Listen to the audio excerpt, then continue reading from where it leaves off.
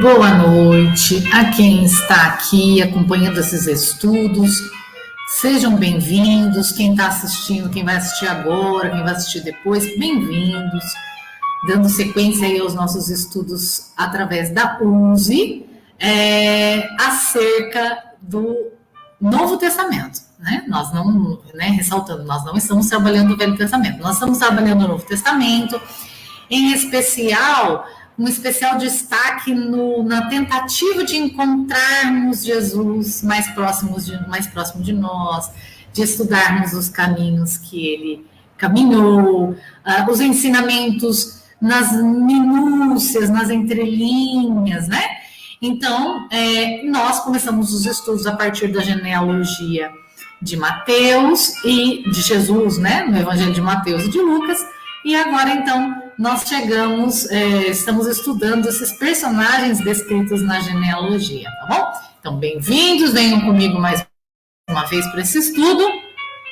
E antes, eu quero convidar a todos para a gente fazer a nossa prece de abertura, pedindo a bênção de Deus para esse trabalho de hoje. Vamos lá?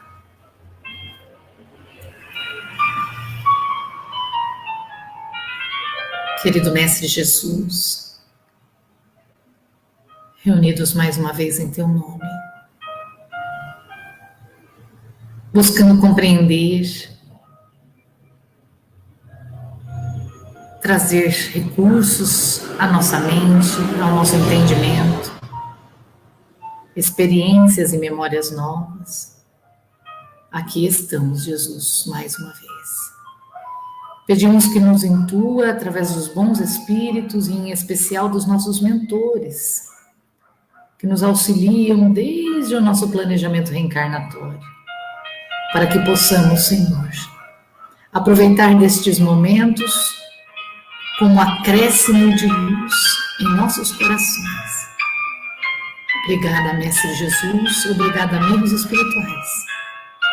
E a Ti, Pai amado, Criador de todas as coisas, pedimos a Tua bênção, meu Pai, para iniciarmos os estudos de hoje. Obrigada, Jesus. Obrigada, Pai amado. Que assim seja. Bom, vamos lá então, né, pessoal? Dando seguimento, então, aos nossos estudos, hoje nós vamos estar falando um pouquinho, continuando o estudo que nós falamos semana passada de Isaac e Jacó. Agora nós vamos entrar um pouquinho mais profundamente na história de Jacó mesmo, tá? Antes disso, né, retomando ali o entendimento da semana passada, eu vou trazer para vocês aqui, novamente, onde nós estamos, né? Então, nessa cronologia que a gente está vendo aqui nos slides, né? Nós trabalhamos algumas figuras lá do princípio. Adão e Eva, Caim e Abel, as 10 gerações entre Caim e Abel e Noé. Depois de Noé a Abraão, 10 gerações. Então, nós estamos aonde agora? Nós estamos exatamente nesse ponto dos patriarcas, né? Onde nós estamos trabalhando os patriarcas ali do entendimento, né, da cultura monoteísta de Israel, né, monoteísta dos hebreus. Então, nós estamos tratando agora, especificamente, do patriarca Jacó, tá? Então, voltando lá nos patriarcas pré-diluvianos, a gente tem toda essa lista que nós trabalhamos no nosso último encontro. Perdão, gente. Desde Adão até Noé, né? Essas 10 gerações. Como vocês podem ver, não nos aprofundando mais, né? Quem quiser um aprofundamento maior, ali a gente tem todos os nossos estudos anteriores, mas fico aí à disposição para qualquer esclarecimento, né, gente? E aqui a próxima 10 gerações, desde Sem até Abraão, né? Abraão, gente, eu vou até interromper o compartilhamento aqui, para a gente voltar um pouquinho aqui o raciocínio, né? Então, Abraão, ele é deixa eu parar aqui, finalizar a apresentação. Então, Abraão, ele é um dos patriarcas, Ele é o pai de Isaac, né? Então, retomando essa história de Abraão, mas assim, bem en passant, né? Que tem muitos detalhes interessantes que nós tratamos nos nossos outros encontros. Abraão teve o filho Isaac, que é o seu filho dileto, seu filho querido, né? Abraão tece uma aliança com Deus, né? E Deus lhe promete aí uma posteridade abundante, né? Que toda a sua posteridade, a sua descendência cobriria a terra, né? Como as estrelas do firmamento.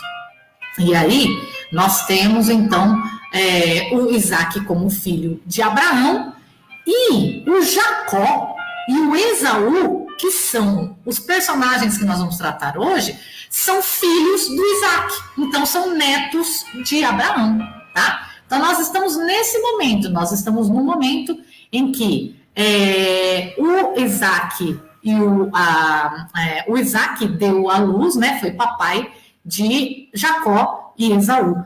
E Jacó e Esaú são gêmeos. Eu vou contar a história agora para vocês de Jacó e Esaú, tá? Então vamos voltar aqui ao compartilhamento. Deixa eu ver se eu consigo passar para vocês. Aqui, opa, voltando lá então no nosso compartilhamento, né? Agora eu vou contar uma história, olha que interessante.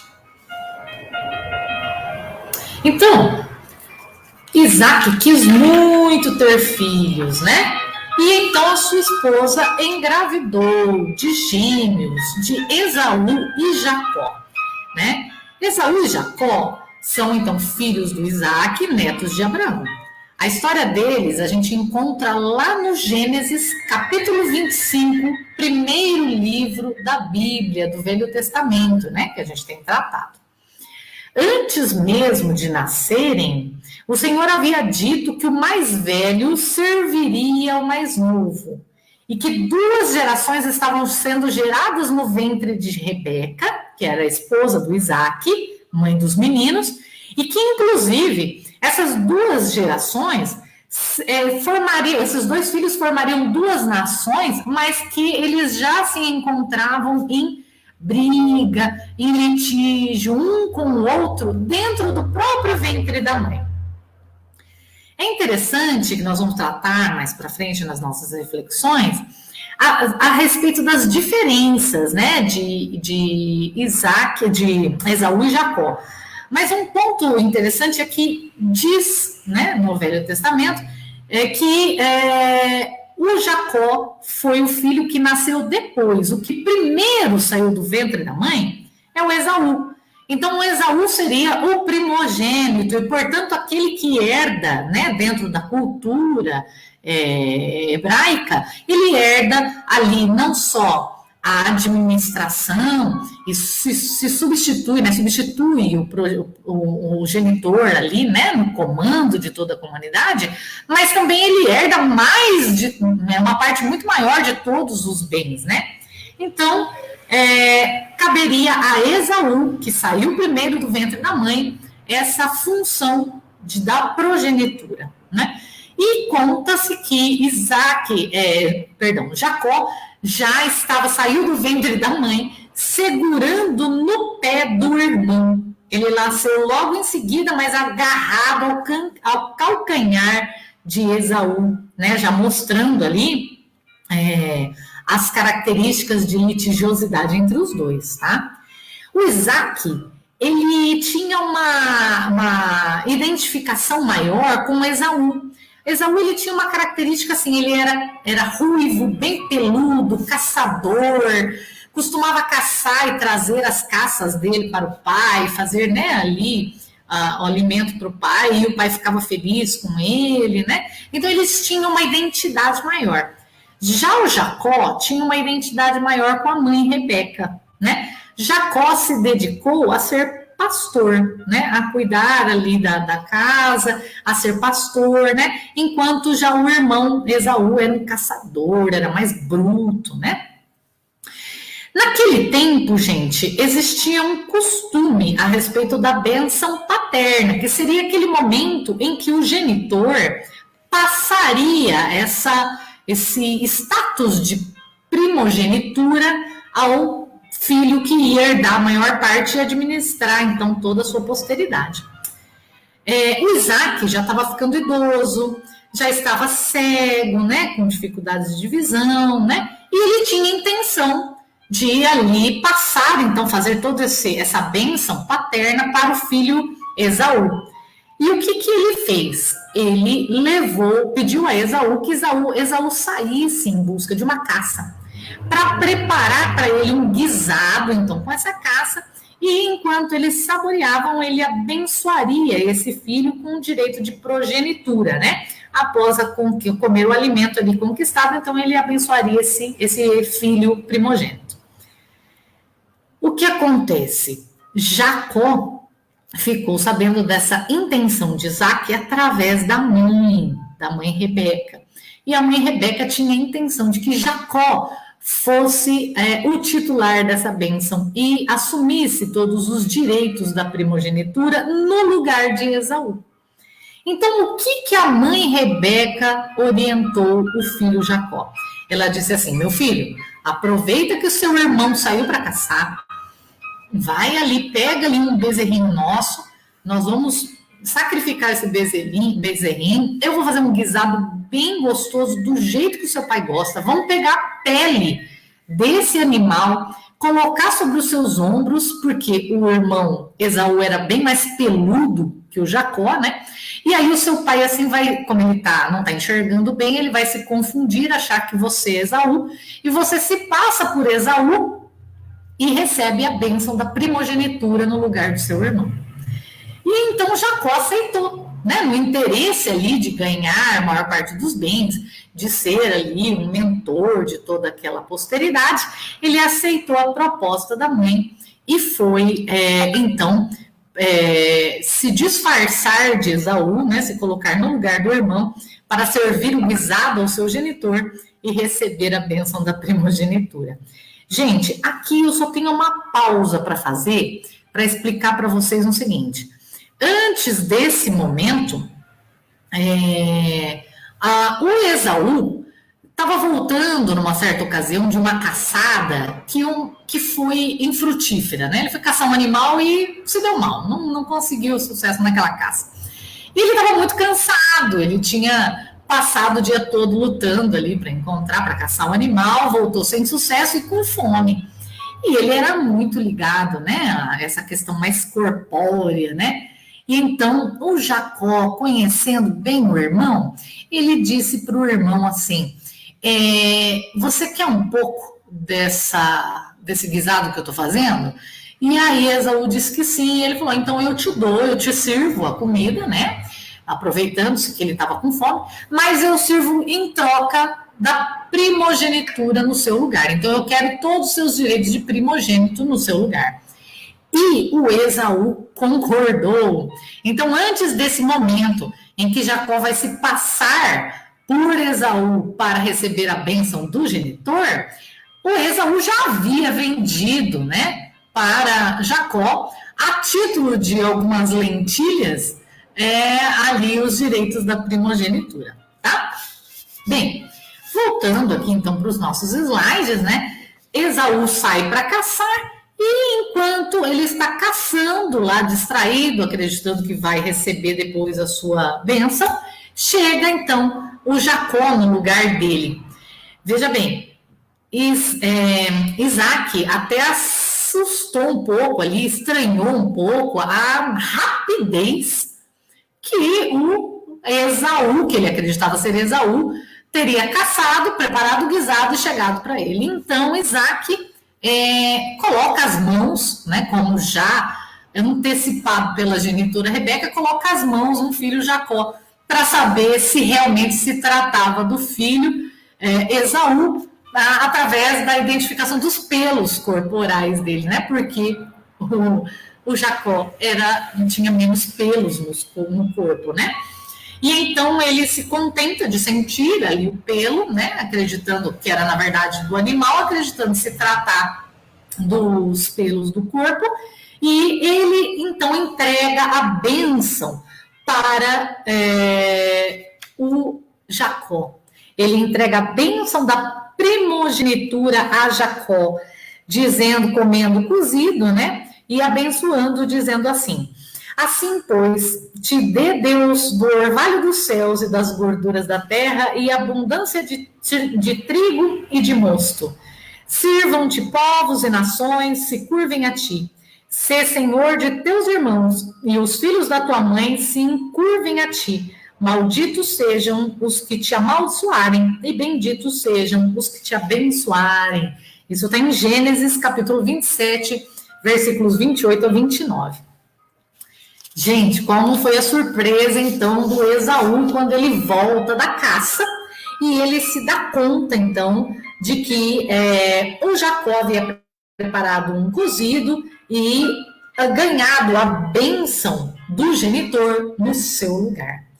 Esaú ficou furioso, né? Ele ficou furioso porque ele viu que ele perdeu ali a bênção.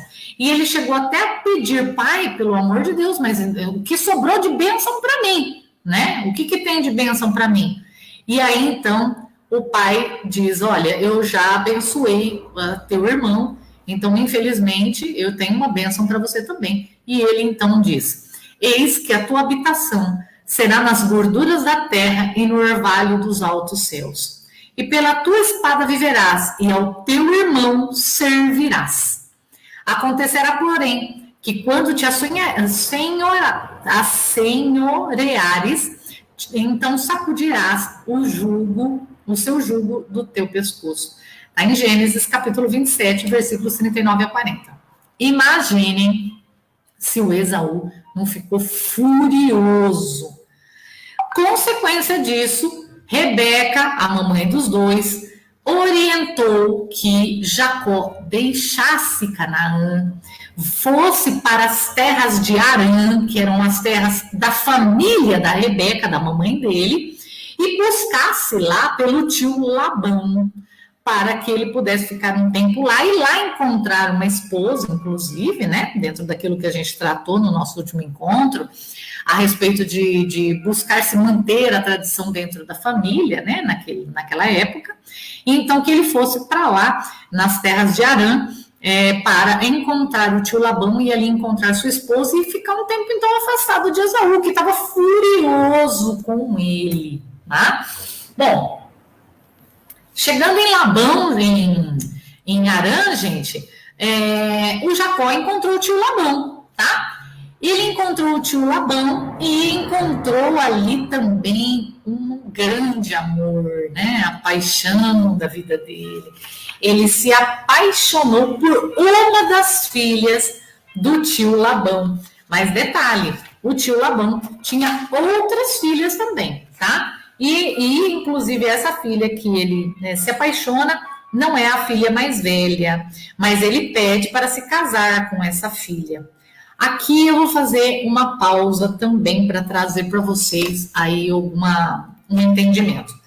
Quando ele pede para se casar com essa filha mais nova de Labão, ele pede para se casar com ela e o Labão, então, se aproveitando da situação, se aproveitando do desejo ali, né, da paixão, do amor ali de Jacó, ele diz assim: olha, vamos fazer o seguinte, em troca da minha filha, eu peço que você trabalhe para mim por um tempo. Então Jacó se compromete a trabalhar para Labão durante 7 anos, para poder se casar com a filha querida dele, né? A filha que ele se apaixonou, que era a filha mais nova. Mas o Labão engana a Jacó. Quando chega no momento dele fazer o casamento com ela, né? Que ele estava apaixonado, estou finalizando aqui um pouco a apresentação, gente. Quando chega no momento dele fazer o casamento com ela, qual não foi a surpresa dele quando o Labão entrega para ele a filha mais velha? E ele então reclama: poxa vida, mas eu queria me casar com a mais nova. Foi dessa filha mais nova que nós fizemos um acordo de que eu trabalharia para você 7 anos, que é a filha Raquel. Eu queria a filha Raquel.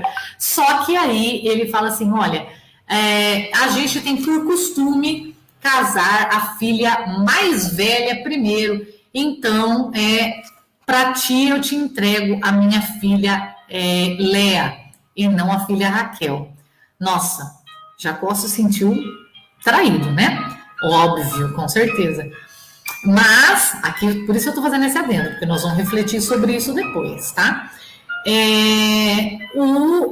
Labão, percebendo, né, o descontentamento de Jacó com esse casamento, ele então oferece 7 dias depois que o Jacó trabalhe para ele mais 7 anos, para então conseguir a filha Raquel em casamento. E lá vai Jacó, que aceita mais 7 anos de trabalho para Labão, para alcançar ali o matrimônio com a tão amada Raquel, a filha mais nova, tá? Bem, os 7 anos se passam, eles se casam, né? E então a gente chega num momento muito interessante. A gente chega num momento muito interessante, que é o momento em que ele tenta reconciliar com o seu irmão Esaú. Olha que interessante, né?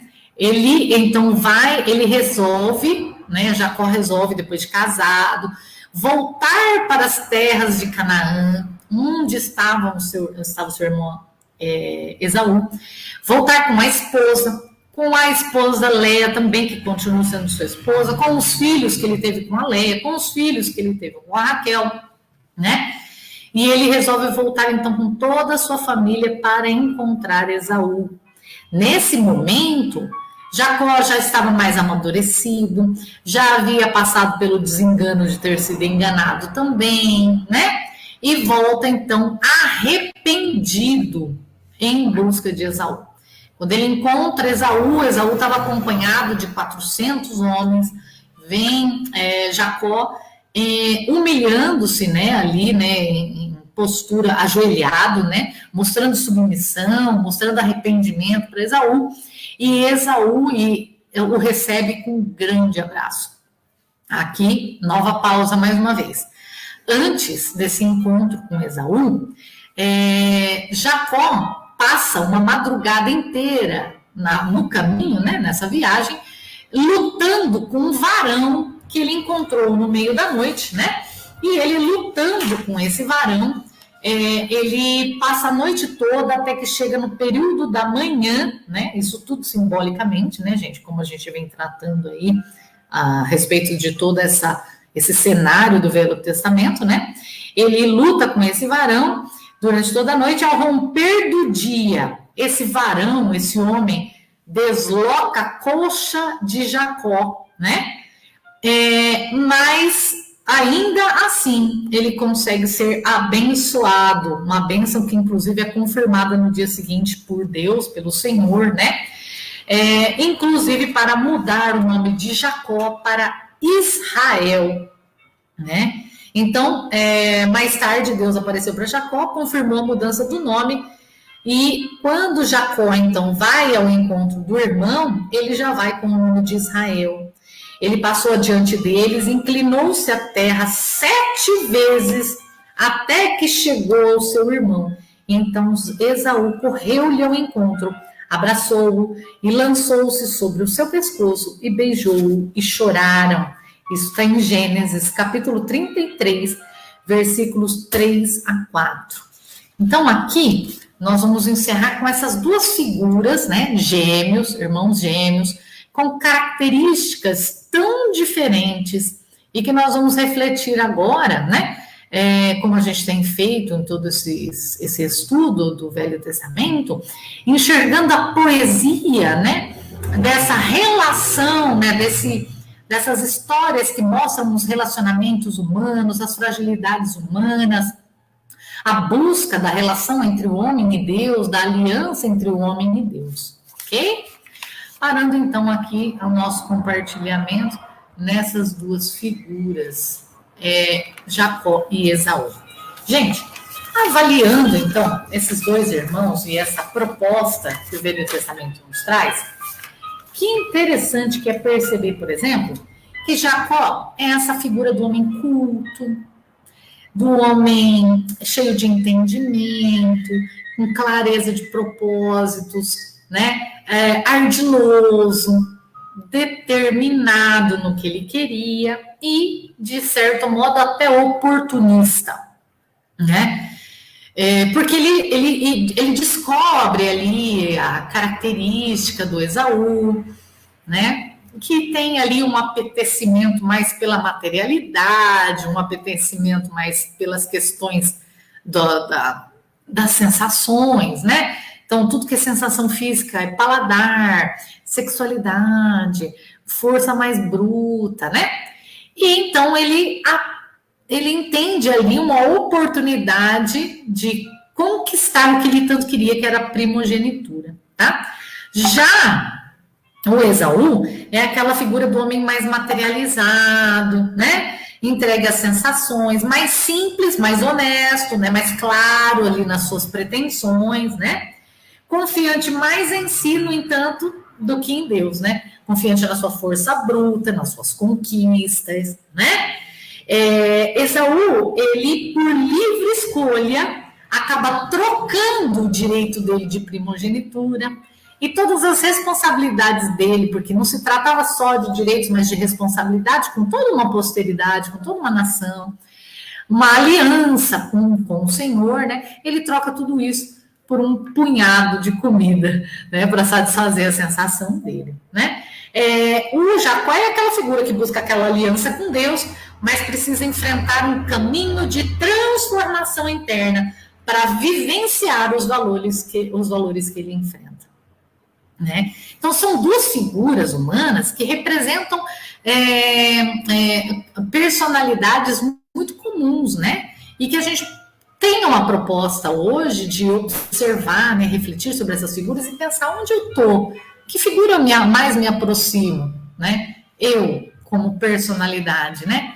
A que mais eu estou entregue? A essa ardilosidade, esse pensamento mais construído, mais elaborado, mais intelectualizado, buscando posições, ainda que para alcançá-las, né? Muitas vezes eu falte com os valores que eu mesmo comungo, ou eu sou aquela pessoa mais materializada, mais entregue às questões imediatas, às sensações imediatas, né? Como eu tenho caminhado, né, dentro dessa proposta de reflexão hoje? Gente, a história ela é muito bonita porque ela mostra que Jacó vive todas as experiências que ele fez o outro viver, né? Porque olha só que interessante, Jacó, ele engana o irmão, ele engana o pai para alcançar os objetivos dele, não foi isso? Agora, o que acontece com ele quando ele se relaciona com Labão, né? Com o tio Labão? Ele trabalha 7 anos esperando o cumprimento de um acordo que eles tinham feito e ele é enganado no momento do cumprimento desse acordo. E aí ele aceita renegociar pelo desejo que ele tinha de se casar com a Raquel, ele aceita renegociar esse acordo, mesmo tendo sido enganado pelo tio. E ali correndo risco, evidentemente, se o tio enganou ele uma vez, poderia enganar 2, né? Mas ele aceita e continua com o tio. Então, nesse momento, Jacó é aquela figura que nos mostra que muitas vezes nós temos que sair da posição só de quem provoca um mal para alguém e vivenciar a posição de quem sofre o mal que a gente é capaz de provocar. Então você vai falar assim para mim, mas Ju, seria então, por exemplo, uma expiação? Sim, é uma expiação, né? Mas todos nós precisamos expiar tudo que nós vivemos? É interessante como uma coisa é nós entendermos, né, nos colocarmos no lugar de outra pessoa e falar, olha, nossa, estou entendendo hoje, pensando, me colocando no lugar dessa pessoa, eu acho que eu errei. Outra coisa é nós vivermos a posição da vítima, a posição daquele que sofre, porque isso cria marcas na nossa psique. Isso traz marcas profundas para o espírito, a marca da experiência, a marca da vivência. Uma coisa é nós entendermos que o outro deve ter sofrido com o mal que nós infligimos. Outra coisa é nós sentirmos o peso da posição da vítima, né? Mudarmos de posição, sairmos da posição de algoz para a posição de vítima. E aí, então, com a vivência, nos elaborarmos internamente. Então, Jacó, ele precisava conquistar esse papel, essa vivência, né? Experimentando o papel de vítima, conquistar essa vivência dos valores que ele tanto propagava como pastor e queria construir dentro de si, de primogenitura, né? Como a gente precisa, muitas vezes, né? Viver situações dolorosas, experimentar situações dolorosas, exatamente porque na hora da dor a gente não percebe o quanto aquelas vivências trazem experiências profundas e nos preparam para um outro tempo. Mas mais para frente a gente se dá conta disso e essas experiências nós notamos que elas nos iluminam internamente, né? Uma coisa é entendermos, uma outra coisa é vivenciarmos ao ponto de que aquela experiência vivida nos elabore. E Jacó também faz um caminho de volta até Esaú, o que traz simbolicamente para a gente essa reflexão do arrependimento e da reconstrução. Porque de nada valeria o Jacó continuar arrependido lá na terra de Harã, né? Ao lado de Labão. De que adiantaria ele continuar arrependido ali, né? Ele precisava fazer o caminho de volta e levar até o irmão o arrependimento sincero dele, para que aquele irmão, então, pudesse ser, de alguma forma, reparado no mal que ele fez, né? Então, eu costumo até brincar que a gente desarruma, precisa arrumar, né? Então, eu empresto a minha casa para alguém, para que essa pessoa utilize da minha casa no fim de semana, enquanto eu estou viajando, para fazer ali um aniversário. Quando eu volto, eu recebo a chave da casa e a casa está destruída, toda suja com a festa que foi feita, não é? E a pessoa, extremamente agradecida, muito obrigada, me entrega a chave e me devolve as chaves da casa e vai embora, né? Aí eu chamo essa pessoa e digo, viu, mas olha o estado que você está me entregando a minha casa, você deixou ela toda desorganizada e suja, né?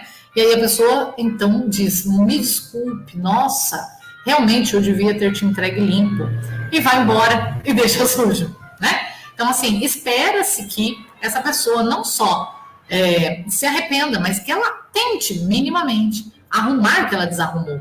É da lei que a gente contribua para o progresso de tudo que há na Terra, né? Então, é da lei que se nós desarrumamos, nós tenhamos que buscar, principalmente pelo despertar de consciência, as oportunidades de reorganizar aquilo que nós desorganizamos, né, gente? A gente vê isso em diversas obras do André Luiz, por exemplo, né, na psicografia do Chico, o quanto diversos espíritos contam, né? André Luiz conta a história de diversos espíritos e também tem relatos pessoais, mostrando o quanto o espírito, muitas vezes, ele já galgou um certo caminho, ele já fez reflexões, ele já teve experiências, já fez construções, mas ele não consegue dar seguimento na marcha evolucional, na marcha evolutiva dele. Ele não se sente confortável, parece que algo ainda o prende ao passado. E aí, então, ele pede a oportunidade de voltar à Terra no meio daqueles que ele, de alguma forma, prejudicou, para que ele possa, naquela mesma condição, reordenar aquilo que ele desarrumou. Então, Jacó, ele traz esse simbolismo do reajustamento. E ele faz o processo de volta, né? Então, ele volta de Harã para Canaã, de Harã para o encontro com o irmão. No momento em que ele já está feliz, ele já constituiu família, ele já está com a esposa tão amada, tão desejada, Raquel, né? Mas ele não consegue gozar daquele momento, ele não consegue estar em paz. Então, ele precisa voltar, fazer todo o caminho de regresso às suas raízes e pedir perdão a esse irmão. É por isso que no livro Gênesis tem ali aquele relato de que ele vem 7 vezes se agachando, né, ajoelhando diante do irmão para se aproximar do irmão, para que o irmão perceba o quanto ele está arrependido do mal que ele causou. E qual foi a reação de Esaú? Né? A reação de Esaú foi abraçá-lo, acolhê-lo, né? Buscar a reconciliação com o irmão querido, né? O seu irmão gêmeo. Bom, É interessante, então, que muitas vezes, gente, para a gente refletir um pouco, né? Quanto às vezes a gente gostaria que as coisas se resolvessem como num passe de mágica, né? Como se elas se arrumassem com o tempo sozinhas sem o nosso concurso.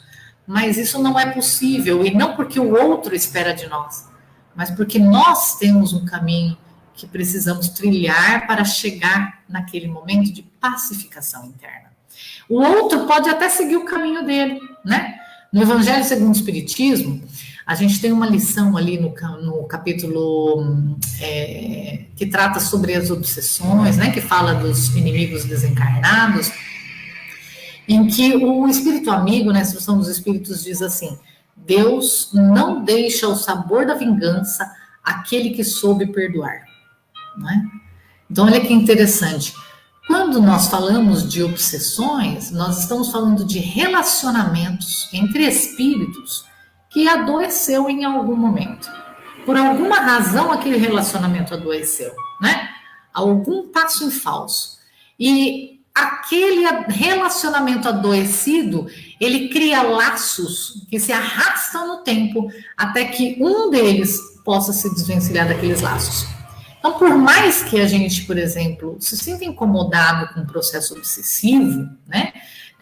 Refletindo aqui nessa figura de Jacó, nós não estamos à mercê de nenhuma obsessão. Na verdade, nós estamos ligados a um processo obsessivo porque existem amarras que nos unem.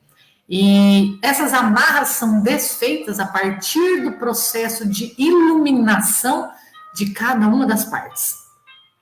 O obsessor pode galgar caminhos, se iluminar e se afastar do obsediado.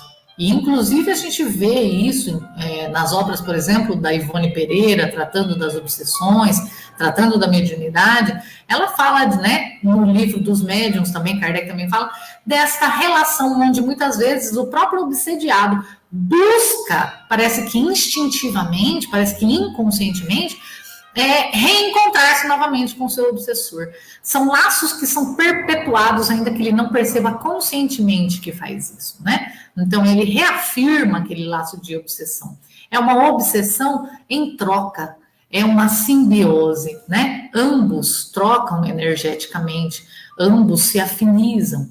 Quando a gente constrói iluminação, seja o obsessor, constrói uma iluminação íntima através de um determinado caminho que ele vive, seja o obsediado, quando nós construímos esse processo de iluminação, nós nos desconectamos, nós criamos um degrau que nos desconecta com o passado delituoso. Então, nós não vibramos mais na mesma sintonia. Por isso, não há obsessão que perdure ao nosso processo de iluminação.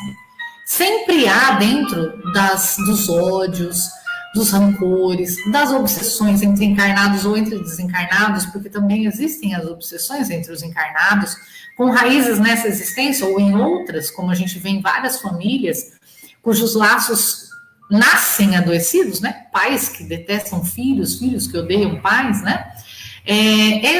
Essas obsessões, elas sempre são laços doentes, que nos unem pela sintonia e se desfazem quando nós nos iluminamos. Por isso nós não estamos à mercê de obsessão nenhuma, não é mesmo? Aí vocês podem estar pensando assim, nossa, Ju, mas é tão simples assim? Muitas vezes, o caminho que nós temos que percorrer é enorme, né, gente? É um caminho grande. Mas se nós não caminharmos passo a passo, esse caminho nunca chegará ao fim. Então, esse passo precisa ser dado. E que seja dado por nós, que seja dado nessa existência. Porque quando nós começamos esse processo de iluminação, né, de vivências que nos iluminam, nós então vamos nos desapegando dessas amarras do passado que nos trazem dor, né, que nos trazem o peso da culpa, que nos trazem aquele peso de consciência, que era exatamente o que o Jacó estava enfrentando. Então, quando Jacó se ajoelha diante do irmão 7 vezes, né, e pede para esse irmão ali, né, se ajoelhando, que o aceite em reconciliação, ele, na verdade, não precisava convencer Esaú, tá? Esaú não precisava convencer-se de que precisava perdoar Jacó. Imaginemos que Esaú não tivesse essa mesma disposição. Jacó intimamente estava envolvido na atmosfera do perdão já. E dentro de si não carregaria mais a culpa, porque ele fez todo o caminho de volta, ele vivenciou a expiação, ele vivenciou o processo de arrependimento que a gente vê lá no livro dos Espíritos, que a gente vê no livro Céu e Inferno, né? Que a gente vê naquele capítulo do livro Céu e Inferno que nos fala do Código Penal da Vida Futura. Ele se desvencilhou da mágoa, ele se desvencilhou da culpa através desse caminho que ele trilhou, né? Então é muito importante a gente perceber isso, que essas figuras nos trazem a experiência de expiação, a experiência de tratarmos das nossas culpas intimamente, a experiência de não necessitarmos do perdão do outro, que o perdão é uma experiência interna, é eu quem devo me perdoar das minhas culpas e perdoar o outro dos equívocos dele para comigo. Este processo é libertador e me liberta de qualquer influência do outro, né? É por isso que o Espírito da Verdade diz: Deus não deixa o sabor da vingança àquele que soube perdoar, né? Então, depois de experimentar essa figura de vítima, Jacó, então, reconstrói-se com esse irmão, né? E dali surgem, então, dois povos que, simbolicamente, o Velho Testamento trata a partir dessas duas figuras, que são os povos de Edom e de Israel. Edom na figura de Esaú e Israel na figura de Jacó, que ali tem, inclusive, o seu nome modificado pela vontade do Senhor. Tudo simbolicamente, evidentemente, né, gente? Mas essa questão dos povos e essas reflexões, que com certeza tem um simbolismo muito maior, vai ficar para o nosso próximo encontro.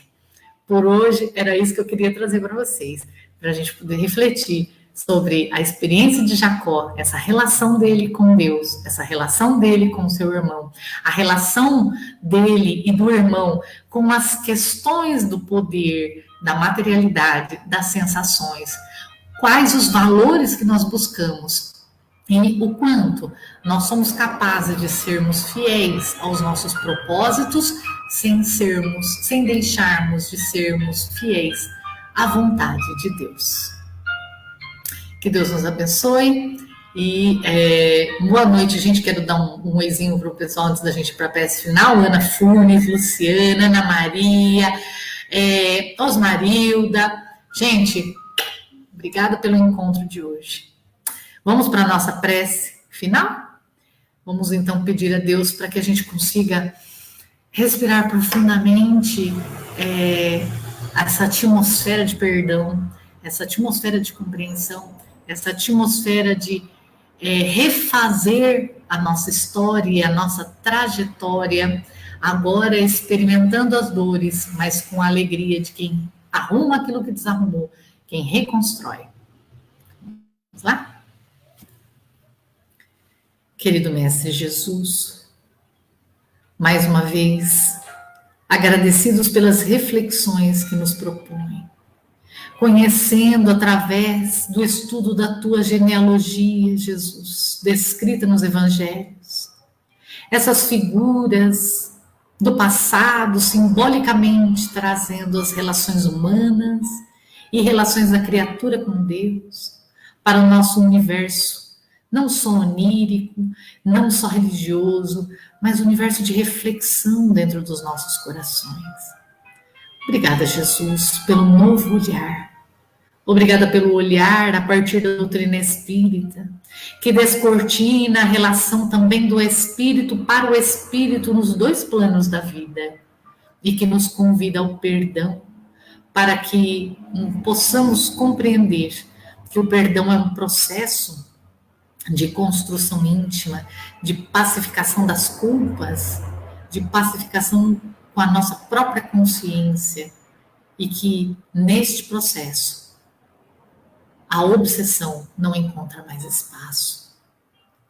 Ampara-nos, querido Jesus, para que possamos então amar, perdoar, compreender acolher, para que possamos ser mais dóceis e afáveis, para que possamos ser mais misericordiosos e tolerantes, de modo que essas novas vivências nessa existência nos ajude a reconstruir o nosso passado, através de novas memórias, e a não nos endividarmos mais com a nossa consciência nas relações novas que tecem o nosso futuro. Obrigada, Jesus. Obrigada, amigos espirituais. E Deus, Pai amoroso, a quem louvamos por todas as coisas belas e doces do mundo, nós pedimos a tua bênção para encerrar os trabalhos de hoje. Que assim seja.